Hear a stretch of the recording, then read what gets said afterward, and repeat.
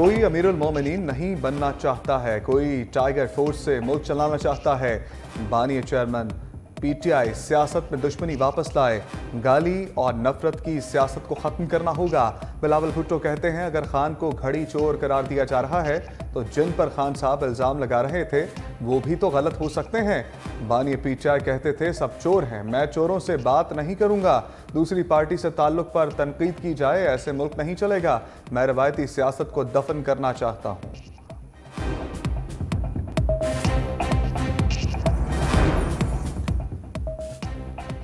नया पाकिस्तान बनाने का वादा झूठा साबित हुआ। सिलेक्टेड बंदे को 2-4 वोटों की बर्तरी से वज़ीर आज़म बनाया गया।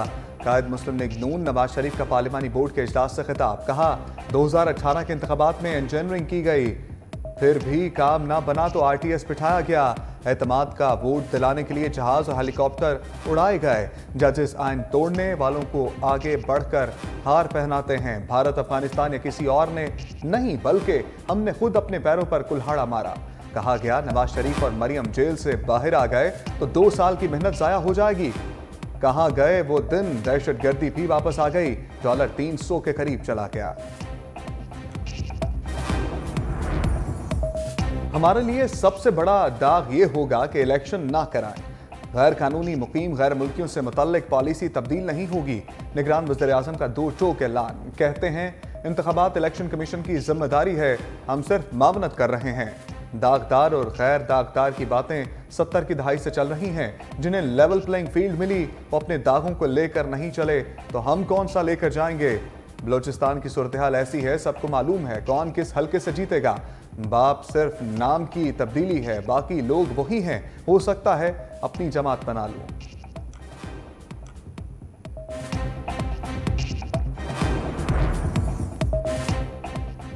8 फरवरी के आम इंतखाबात के शेड्यूल पर अमल दरामद का आगाज। तर्जुमान इलेक्शन कमीशन के मुताबिक मखसूस नशस्तों के उम्मीदवारों के कागजात नामजदगी का इजरा शुरू हो गया। सियासी जमातें 22 दिसंबर तक उम्मीदवारों की तरजीही लिस्ट फराहम करते हैं। इलेक्शन कमीशन का मुल्क भर में TROs की ट्रेनिंग का भी आखिरी रोज। रिटर्निंग ऑफिसर्स की 2 रोजा ट्रेनिंग मुकम्मल। मुल्क भर में 859 रिटर्निंग ऑफिसर्स और 140 डिस्ट्रिक्ट रिटर्निंग ऑफिसर्स की तरबियत जारी।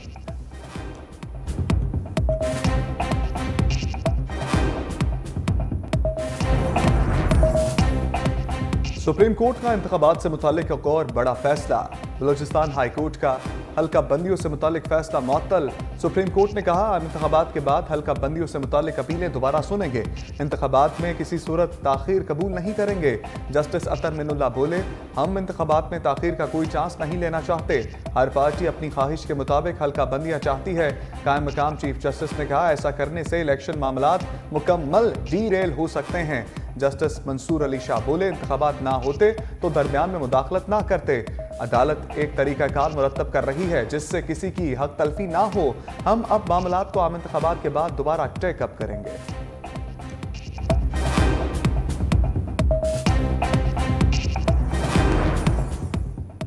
खैबर पख्तूनख्वा, सिंध और पंजाब के कौमी और सूबाई असम्बलियों की हल्का बंदियों के खिलाफ केस का फैसला महफूज। इस्लामाबाद हाई कोर्ट ने इलेक्शन कमीशन और वकला के दलाइल सुनने के बाद फैसला महफूज कर दिया। जस्टिस अरबाब मोहम्मद ताहिर ने कहा मुनासिब हुक्मनामा जारी करेंगे जो मुस्तकबिल में भी काम आएगा।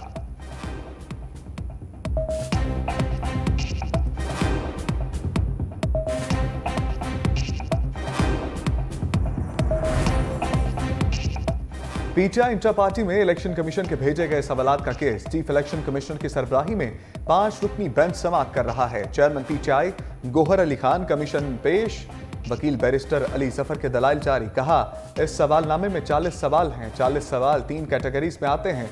कल की समाअत के फौरी बाद 40 सवालात थमा दिए गए। चीफ इलेक्शन कमिश्नर ने कहा जितने भी सवालात दिए गए वो एक प्रोसेस का हिस्सा है। कमीशन ने जब देखा तो इसलिए आपको सुनने का फैसला किया। हमने सवालात देकर टाइम बचाया।